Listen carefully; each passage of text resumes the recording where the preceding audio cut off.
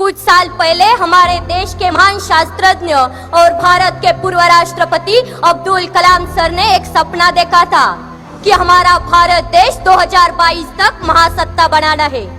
आज 2019 साल शुरू है। मुझे नहीं पता कि 3 साल में हम महासत्ता बन सकेंगे या नहीं, लेकिन देश में बार बार होने वाले चुनाव, उनकी वजह से बर्बाद होने वाले समय, पैसे और निर्माण होने वाली अस्थिरता की वजह से हमारे देश को महासत्ता बनने में बड़ी रुकावट है, जिसको चाहे तो हम दूर कर सकते हैं एक देश एक चुनाव संकल्पना के माध्यम से।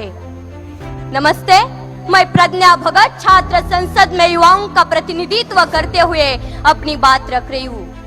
2009 के लोकसभा चुनाव में चुनाव आयोग द्वारा खर्च हुई रकम थी 1700 करोड़।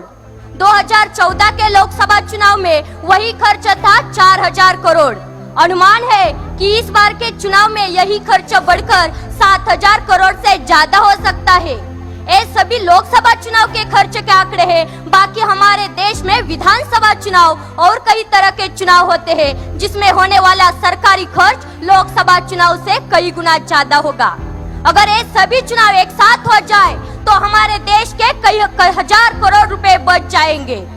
हमारे देश में जब विधानसभा चुनाव होते हैं तब देश के बहुत से केंद्रीय मंत्रीगण, यहाँ तक कि प्रधानमंत्री तक, सब नेता अपनी अपनी पार्टी के लिए चुनावी रैलियों में जाते हैं, जबकि उन्हें 5 साल देश के लोगों की समस्याएं सुलझाने के लिए चुना गया होता है। हर साल ये विधानसभा चुनाव होते हैं और हर साल ये मंत्रीगण अपना यही समय रैली में गवा देते हैं। अगर एक देश एक चुनाव संकल्पना साकार हो जाए तो बाकी चुनावों के कार्यक्रम विपरीत हो जाएंगे। हमारा देश कई हजार करोड़ रुपए से बच जाएगा और 5 सालों में एक ही बार चुनावी रैलियों के लिए जाना पड़ेगा। यह एक बहुत बड़ा फायदा हमारे भारत देश के लिए होगा। ना रुकेगा आचार संहिता की वजह से विकास और ना वो जाएगा प्रशासकीय व्यवस्था के ऊपर।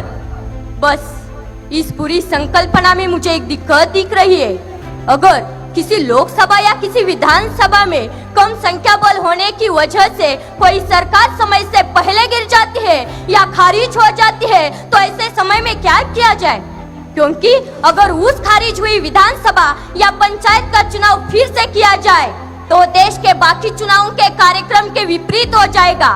अगर इस विषय पर हमारे संविधान में कोई हल बनाया जाए और हमारे कायदे मंडल की ओर से कोई अच्छा नुस्खा निकाला जाए तो बाकी सब काम आसान हो जाएंगे।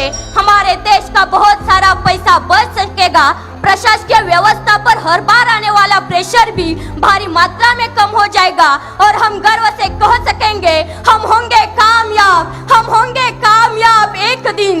मन में है विश्वास, पूरा है विश्वास, हम होंगे कामयाब एक दिन, हम होंगे कामयाब एक दिन। जय हिंद, जय महाराष्ट्र, जय शिवराय।